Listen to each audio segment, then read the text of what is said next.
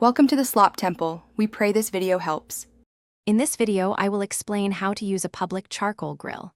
First, always inspect the grill before you begin. Check for cleanliness and any damage. You'll need to bring your own charcoal, lighter fluid, and all your grilling tools. Remember to also have a plan for safely disposing of hot ashes when you are finished. Being prepared ensures a smooth and enjoyable grilling experience for everyone. Once you're ready, it's time to light the charcoal. Start by arranging your charcoal briquettes into a small pyramid shape in the grill. This helps with even ignition. Apply a small amount of lighter fluid, then wait about 1 minute for it to soak in. Using a long lighter, carefully ignite the charcoal in several spots.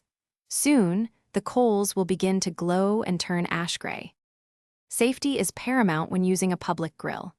Always keep children and pets a safe distance, at least 3 feet, away from the hot grill. Never leave a lit grill unattended, even for a moment, as accidents can happen quickly.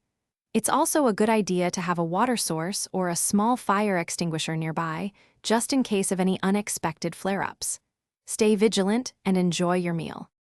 After your delicious meal, proper cleanup is essential. Allow all the charcoal to cool completely. This can take up to 2 hours or more.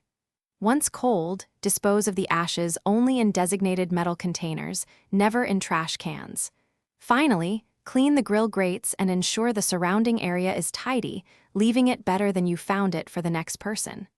Thank you for being considerate. Thanks for watching. Consider subscribing if we helped you.